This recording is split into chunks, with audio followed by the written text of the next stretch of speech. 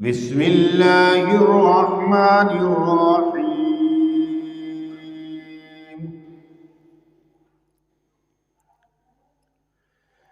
يا أيها الناس اعبدوا ربكم الذي خلقكم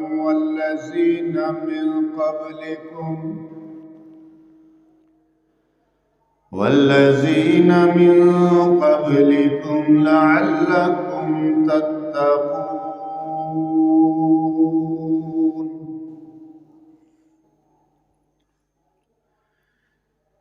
قال النبي صلى الله عليه وسلم: بني الإسلام على 5: شهادة أن لا إله إلا الله وأن محمدا عبده ورسوله،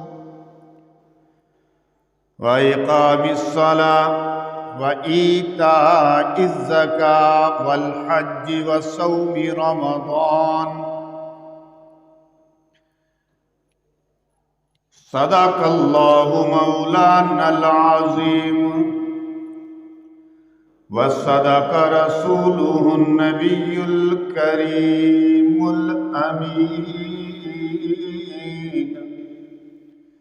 والصلاة والسلام على سيد الرسل وخاتم النبيين، وعلى آله وصحابه وأهل بيته وأزواجه وذرياته أجمعين.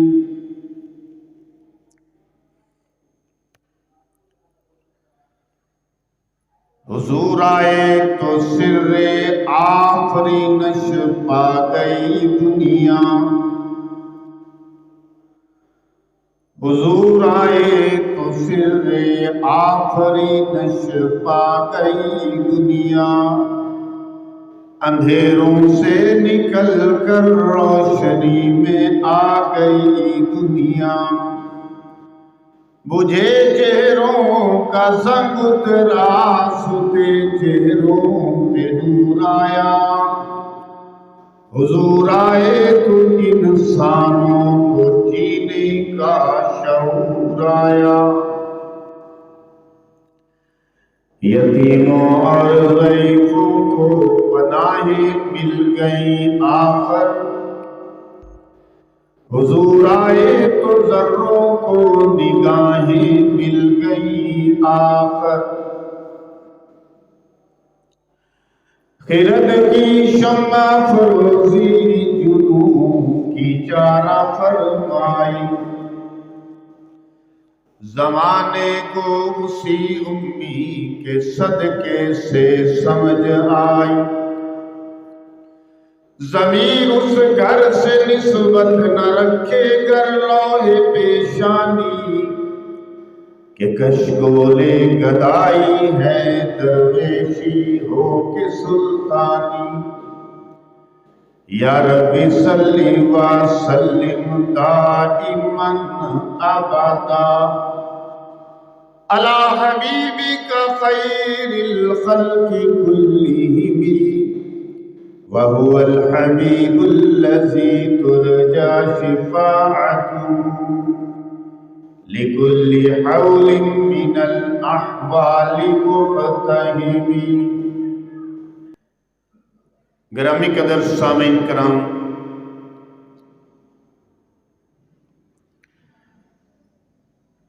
15 اپریل 2024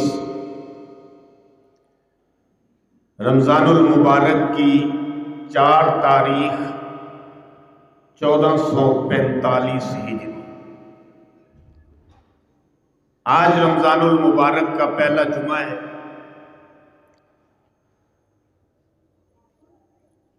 شعبان المعظم کے اختتام پر ہم نے فضائل رمضان المبارک بیان کیے، قرآن کے حوالے سے بھی اور مصطفیٰ کے فرمان کے حوالے سے بھی۔ اور اب یہ فضائل بھی کچھ بیان کروں گا۔ میں نے بنیادی ایمانیات کی باتوں کا آج کے موضوع کے لیے انتخاب کیا ہے کہ ہمیں بنیادی باتیں معلوم ہونی چاہیے جو ہمیں معلوم نہیں۔ اگر معلوم ہے تو علماء کو معلوم ہے، عوام کو ان باتوں کی تفصیل معلوم نہیں۔ عام طور پر خطباء سے میں معذرت کروں گا کہ روایتی خطبے دیے جاتے ہیں جبکہ بنیادی باتوں کو نظر انداز کر دیا جاتا ہے جو ہمارے ایمان سے، اسلام سے، دین سے، ہماری روزمرہ اسلامی طرز حیات سے متعلق ہے۔ اس لیے میں نے آج جس حدیث کا انتخاب کیا ہے وہ بخاری و مسلم کی حدیث ہے۔ اے بچے نو اتھوں اٹھا کرسی سائڈ تے لا، اتھے سائڈ تے لا کے بہ جا، اتھے جے بہنا تے تیرے بابے نے آ کے بہنا تو اتھے بہ جا، تو تقریر سنا کے۔ یہ بخاری اور مسلم کی حدیث ہے، یعنی متفق علیہ حدیث ہے، اور اس کو شیخ زکریہ رحمۃ اللہ علیہ نے فضائل نماز میں پہلے نمبر پر ذکر کیا ہے، کیونکہ اس میں نماز کا بھی تذکرہ ہے۔ تو اس حدیث سے آج کے بیان کی ابتدا کرتے ہیں۔ فرمایا میرے اور آپ کے رسول امام الانبیاء، خطیب الانبیاء، براء الورا، محمد رسول اللہ صلی اللہ علیہ وسلم نے بنی الاسلام علی خمس، اسلام کی بنیاد 4 نہیں بلکہ 5 ستونوں پر ہے۔ خمس عربی کے اندر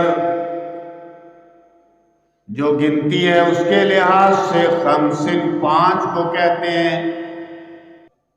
فرمایا بنی الاسلام علی خمس، اسلام کی بنیاد 5 چیزوں پر ہے۔ پہلا نمبر شہادت اللہ الہ الا اللہ، فرمایا شہادت اللہ الہ الا اللہ، اس بات کی گواہی دینا کہ اللہ کے سوا الہ کوئی نہیں۔ اب الہ کا مطلب کریں، اللہ کے سوا معبود کوئی نہیں، معبود برحق کوئی نہیں۔ الہ کا یہ معنی، اللہ کے سوا کوئی عبادت کے لائق کوئی نہیں۔ الہ اس ذات کو، ہستی کو کہتے ہیں کہ جو خالق بھی ہو، مالک بھی ہو، رازق بھی ہو، جس کے علاوہ انسان کی جبین نیاز کسی اور کے سامنے نہ جھکے۔ اگر یہ جبین نیاز جھکے تو صرف خالق، مالک، رازق کے سامنے جھکے اور اسی کو الہ کہتے۔ کلمے کے اندر اللہ نے اسی لفظ کو بیان کیا، الہ۔ اسے فرمایا اللہ الہ، میں گواہی دیتا ہوں کہ اللہ کے سوا معبود کوئی نہیں۔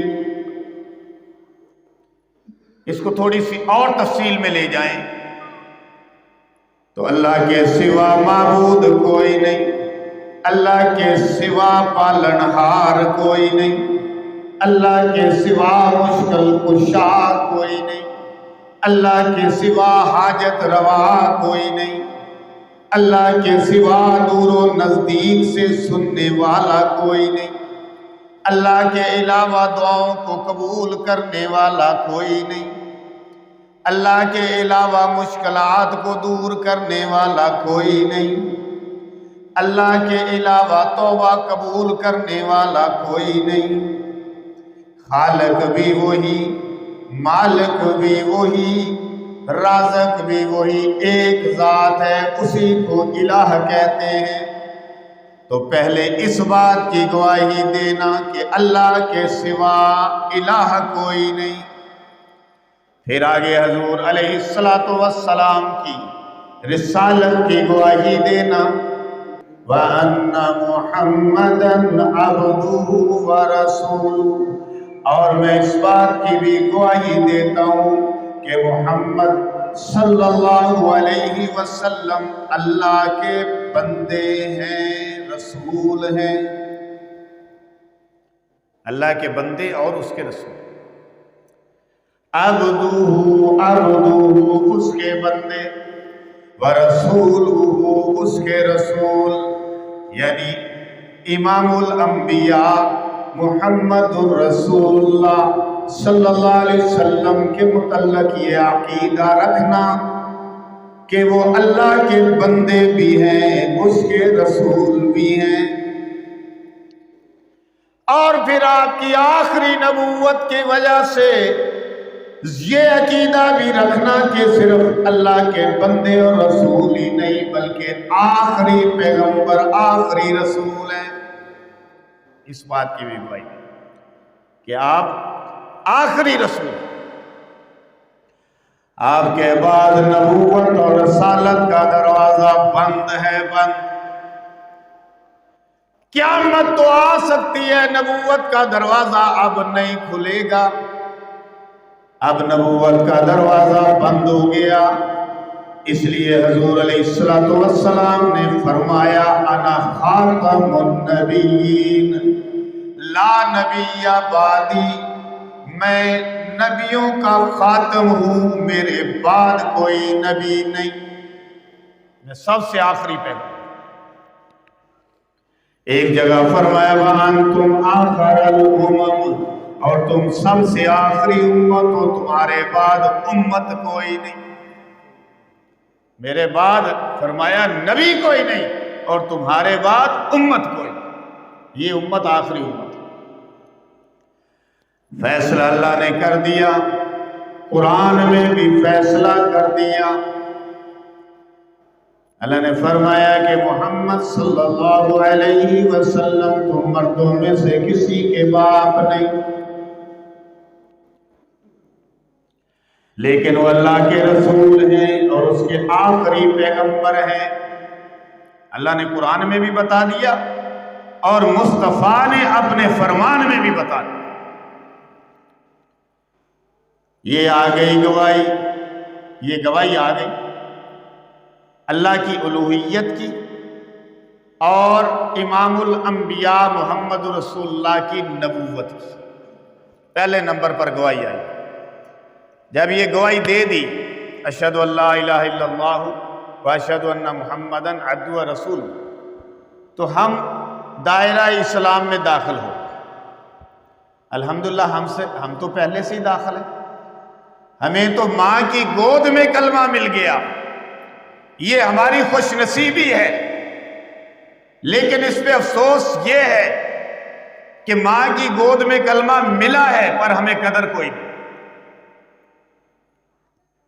ہمیں اس کی قدر کوئی نہیں، ہمیں اس کی قدر بھی کرنی چاہیے کہ ہم پیدا ہوئے تو مسلمان تھے، الحمدللہ ماں کی گود میں کلمہ نصیب ہو۔ تو یہ پہلی ہے گواہی اللہ کی الوہیت کی، اس کی ربوبیت کی، اور دوسرے نمبر پر محمد الرسول اللہ صلی اللہ علیہ وسلم کی رسالت کی۔ اب جب دائرہ اسلام میں داخل ہو گئے تو اب کیا چیز آ گئی، اب ہم کیا کریں؟ کلمہ پڑھ لیا مسلمان ہو گئے، جو نیا بندہ کلمہ پڑھے گا مسلمان ہو جائے گا، تو جو نیا بندہ مسلمان ہوگا وہ پوچھے گا کہ اب مجھے کیا کرنا ہے؟ بس یہی اسلام تھا کہ مجھے کلمہ پڑھایا، اسلام والا بنا دیا، اب میں کیا کروں؟ حضور علیہ السلام کے پاس چند دیہاتی لوگ آئے اور انہوں نے آ کر کلمہ پڑھ لیا، مسلمان ہو گئے اور کہنے لگے کہ ہم مسلمان ہو گئے، ہم صاحب ایمان ہو گئے۔ اللہ نے فرمایا ان سے کہو کہ مسلمان تو ہوئے لیکن ابھی مومن نہیں ہوئے۔ وہ کس طرح؟ فرمایا مومن اس وقت ہوں گے جب پورا اسلام ان کے دلوں میں داخل ہو جائے گا۔ اسلام کے جو بنیادی اصول ہیں، جو ایمان کے بنیادی پلر ہیں، جب وہ ان کے اندر داخل ہو جائیں گے، اس پر عمل پیرا ہو جائیں گے، تو پھر صاحب ایمان ہوں گے، ابھی مسلمان ہوں گے۔ ابھی وہ اصول اب بیان کیے جاتے ہیں حدیث کے اگلے حصے۔ کلمہ پڑھ کے بندہ مسلمان ہو گیا، دائرہ اسلام میں داخل ہو۔ ہم نے کلمہ پڑھا، ہم نے تجدید ایمان کر لی۔ مسلمانوں نے تو تجدید ایمان کرنی ہے۔ اب تجدید ایمان کرنے کے بعد ہمارے ذمے کیا چیز آئی؟ اب سنیے، فرمایا وَإِقَامِ الصَّلَاةِ، اب نماز ادا کرو، نماز۔ اب نماز ہمارے ذمے پڑ گئی۔ میرے رات کے نبی امام الانبیاء محمد الرسول اللہ صلی اللہ علیہ وسلم جب آپ پر نبوت اور رسالت آئی، آپ مبعوث ہوئے، تو پہلے 2 نمازیں تھیں ان کی 2 رکعتیں، ایک فجر کی نماز، ایک عصر کی نماز۔ آپ نبوت کے 13ویں سال معراج پر تشریف لے گئے۔ سبحان الذی اسری بعبدہ لیلا من المسجد الحرام الی المسجد الاقصی الذی بارکنا حولہ لنریہ من آیاتنا انہ هو السمیع البصیر۔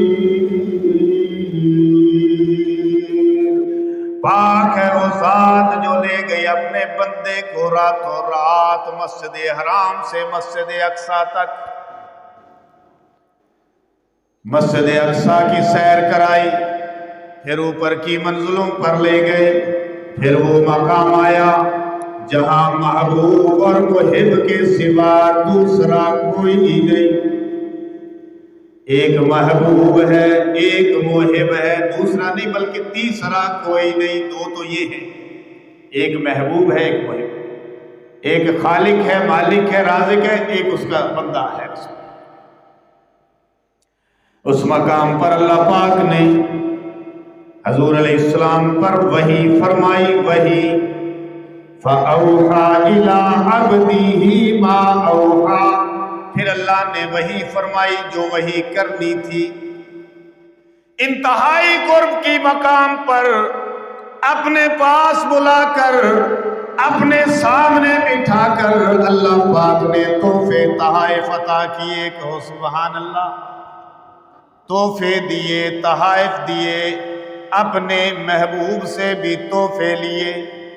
التحیات للہ والصلوات والطیبات، یہ تحفے تحائف کا تبادلہ ہے۔ تحفے تحائف دیے، ایک بڑا عرشی تحفہ بھی عطا کیا، جتنے احکامات سے سارے فرش پہ عطا ہوئے، لیکن وہ تحفہ تھا عجیب عظیم تحفہ کہ اللہ نے عرش پہ عطا کیا۔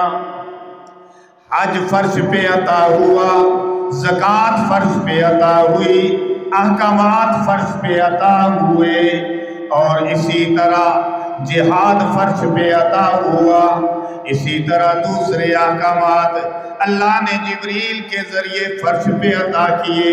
جب نمازیں عطا کرنے کی باری آئی، اللہ نے فرمایا اے محبوب ہمارے پاس آؤ، 5 نمازیں لے کر جاؤ۔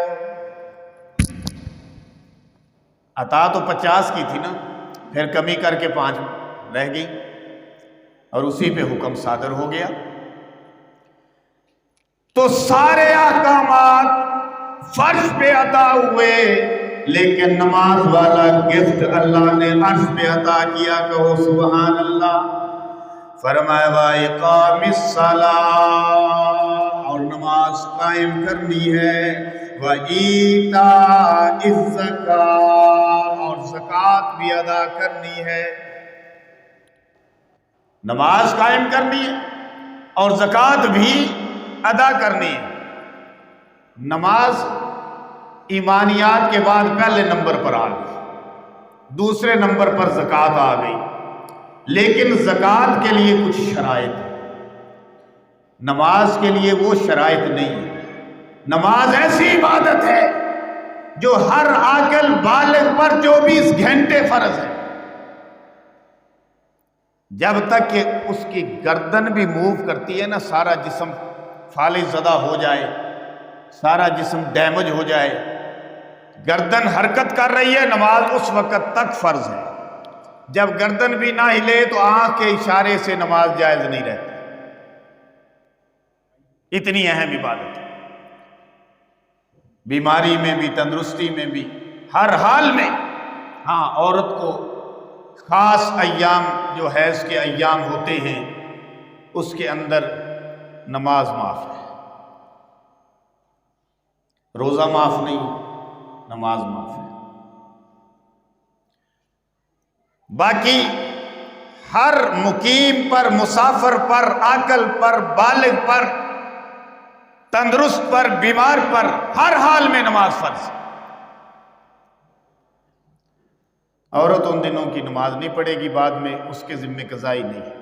ہاں، روزہ اگر ان مخصوص ایام میں عورت کا قضا ہو جائے تو پھر روزے کی قضا ہے۔ بس یہ اللہ کی حکمتیں ہیں،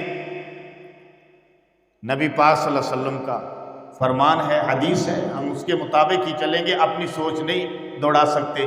شاید آپ کے ذہن میں آ رہی ہو بات کہ نماز تو پہلے نمبر پر، نماز کی قضا نہیں رکھی عورت کے ذمے تو روزے کی رکھ دی۔ تو چلو اس بات کو تھوڑا سا کھول دیتا ہوں، یہ ذہن میں نہ رہے آپ کے۔ حضرت امام ابو حنیفہ، امام اعظم اہل سنت والجماعت کے امام، جس کو پوری دنیا کے اندر بڑی تعداد میں لوگ فالو کرتے ہیں ان کی فقہ کو، خصوصاً دیوبندی، بریلوی، حضرت امام اعظم ابو حنیفہ کو اپنا امام مانتے ہیں۔ امام اعظم پر یہ الزام لگتا تھا کہ یہ اپنے پاس سے مسئلے بنا لیتے ہیں، کیونکہ وہ فقہ کے امام تھے، قرآن اور حدیث سے مسائل کا استنباط کرتے تھے، تخریج کرتے تھے، نکالتے تھے۔ تو آپ امام جعفر کے شاگرد بھی ہیں، امام ابو حنیفہ رحمۃ اللہ علیہ۔ امام جعفر کے پاس حاضر ہوئے، آپ مکہ میں تھے۔ یہ سفیران حرم کتاب ہے جس میں چاروں اماموں کی ہسٹری لکھی ہوئی ہے، اس میں یہ واقعہ لکھا ہے۔ تو امام جعفر سے کسی نے ایسے ہی کہہ رکھا تھا کہ امام ابو حنیفہ تو وہ ہیں جو اپنے پاس سے ہی مسئلے بنا دیتے ہیں، تو انہوں نے اس بات کی شکایت کی۔ تو حضرت امام ابو حنیفہ رحمۃ اللہ علیہ نے فرمایا کہ مجھے ایک سوال کرنے کی اجازت ہے؟ امام جعفر صادق نے فرمایا آپ کیجئے رحمۃ اللہ علیہ۔ حضرت امام ابو حنیفہ نے فرمایا کہ نماز افضل ہے کہ روزہ؟ حضرت امام جعفر رحمۃ اللہ علیہ نے فرمایا کہ نماز افضل ہے۔ فرمایا عورت کے ذمے مخصوص ایام کی قضا نماز کی ہے کہ روزے کی؟ انہوں نے فرمایا کہ روزے کی۔ امام ابو حنیفہ نے فرمایا کہ میں بھی اسی پہ فتویٰ دیتا ہوں کیونکہ میرے نبی کی حدیث موجود ہے۔ تو امام جعفر صادق اٹھے اور حضرت امام ابو حنیفہ کی پیشانی پہ بوسہ لے لیا۔ فرمایا آپ نے ٹھیک کہا۔ تو جہاں حدیث آ گئی ہے، جہاں قرآن آ گیا ہے، وہاں ہماری اپنی مرضی نہیں چلتی۔ تو نماز تو ہر حال میں ہے، کسی حال میں معاف نہیں۔ لیکن زکوٰۃ اگر کوئی اس کا نصاب مکمل کرے گا تو اس کے ذمے زکوٰۃ ہوگی، دوسرے کے ذمے نہیں۔ اسی طرح حج جس کا تذکرہ آگے آ رہا ہے، 52.5 تولے زکوٰۃ کا نصاب، 52.5 تولے چاندی ہو یا اس کے برابر مال ہو، اور اس پر بھی سال گزر جائے تو پھر اس کی 2.5% کے حساب سے زکوٰۃ دے گی، یا 7.5 تولے سونا ہو، صرف سونا، اسپیشلی زیور عورتوں کے پاس ہوتا ہے، 7.5 تولے کی مقدار کو پہنچ گیا ہے تو 2.5% کے حساب سے سال گزرنے پر اس کی زکوٰۃ اس کے ذمہ واجب ہے۔ ہاں اگر کچھ سونا ہے، کوئی تولہ 2 تولے، کوئی چاندی ہے، کوئی اور مال ہے، پیسے پڑے ہیں، اس پر سال گزر جائے تو پھر چاندی کے حساب سے 52.5 تولے کا حساب لگا کر پھر وہ زکوٰۃ دے گی۔ یہ مسائل اس کے بہت زیادہ ہیں، آپ اپنے علماء سے پوچھیں، اس کے مطابق زکوٰۃ دیں۔ تو فرمایا وَإِقَامِ الصَّلَاةِ، نماز قائم کرو، وَإِيتَاءِ الزَّكَاةِ، اور زکوٰۃ ادا کرو، وَالْحَجِّ، اور حج کرو، حج، اور حج بھی اس کے ذمے ہے جو حج کی استطاعت رکھتا ہو، پیسے ہوں، زاد راہ ہو، آنے جانے کا خرچہ ہو، یعنی ٹکٹ کے آنے جانے کا خرچہ ہو، اور پھر صحت بھی ہو۔ اور عورت کے لیے ایک چیز اور ہے کہ اس کا محرم بھی ساتھ ہو، بغیر محرم کے عورت پر حج فرض نہیں رہتا۔ یہ بہت اس میں پایا جاتا ہے، عورتیں دوسروں کو محرم بنا کے چلی جاتی ہیں، یہ بات ٹھیک نہیں ہے۔ اپنا محرم، بھائی، بیٹا، خامد، اس طرح محرم ہے وہ ہوگی، پھر جا سکتی عورت۔ اور پھر فرمایا وَالْحَجِّ وَصَوْمِ رمضان، اور رمضان المبارک کے روزے اس کے ذمے فرض ہیں۔ تو گرامی قدر سامعین کرام، اب اس کو یوں سمجھ لیجئے کہ پہلے نمبر پر آ گیا کلمہ، پہلے نمبر پر گواہی دی اللہ کی الوہیت کی اور پاک پیغمبر کی رسالت کی، تو یہ پہلا پلر بن گیا، یہ پہلا ستون یہ عمارت ہے، یہ ہماری عمارت ہے، اس کا درمیان میں ایک ستون لگاتے ہیں، تو پہلا درمیان والا ستون ہے اشہد ان لا الہ الا اللہ واشہد ان محمدن عبدہ ورسولہ، اور پھر باقی کتنے بچ گئے؟ 4۔ پھر ہر نکر کے اندر ایک ایک ستون لگا دو، اور وہاں پہ لگا دو زکوٰۃ کا ستون، اور یہاں پہ لگا دو حج کا ستون، اور جناب علی اسی طرح لگا دو صوم رمضان کا ستون۔ 4 ستون لگ گئے، نماز کا، حج کا، روزے کا، زکوٰۃ کا، 4 ستون چاروں کونوں پر لگ گئے، عمارت کھڑی ہو گئی۔ کھڑی ہو گئی کہ نہیں؟ ٹھیک، عمارت کھڑی ہو گئی۔ اب اسلام کی عمارت ان 5 ستونوں پر قائم ہے، 5 ستونوں پر، یا خیمہ لا لو، خیمہ ਆਪਾਂ ਜਿਹੜੀ ਲਾਉਨੇ ਆ ਕਨੋਪੀ ਦੇ ਇੱਕ ਦਰਮਿਆਨ ਦੇ ਵਿੱਚ ਬੜਾ ਸਤੂਨ ਹੁੰਦਾ ਤੇ ਬਾਕੀ 4 ਸਤੂਨ بے ضرورت کے مطابق تو جنہیں مرضی وہاں سلائی جاؤ۔ اب مجھے آپ ایک سوال کا جواب دیں، اگر درمیان والا ستون نہ ہو تو عمارت یا خیمہ قائم ہو جائے گا؟ چارے کونے دے پاواں لائی رکھو۔ پتہ چلا کہ جب تک گواہی نہیں ہوگی اشہد ان لا الہ الا اللہ واشہد ان محمدن عبدہ ورسولہ، نہ نماز کسی کام کی، نہ روزہ کسی کام کا، نہ حج کسی کام کی، نہ زکوٰۃ کسی کام کی۔ ہاں درمیان والا ستون لگ گیا، کلمہ پڑھ لیا، اب پہلا ستون آیا ہے، چلو ادھر سے شروع کر دیتے ہیں نماز کا۔ اب آپ نے نماز چھوڑ دی تو پہلا ستون نماز والا کوئی نہیں، تو بتائے اس طرف سے عمارت گر جائے گی کہ قائم رہے گی؟ عمارت تو قائم نہیں نہ رہ سکتی۔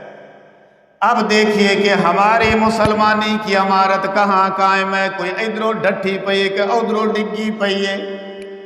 کوئی ادھروں چپی ہوئی پئی ہے، کوئی ادھروں جناب ڈیمیج ہوئی پئی ہے، ساڈے اسلام دی عمارت کدے ایسی مسلمان ہے، عمارت قائم نہیں ہو سکتی، باقی کھڑے ہو جائیں گے لیکن جس طرف کا جس کونے کا ستون نہیں ہوگا وہ کونا گرا ہوا ہوگا۔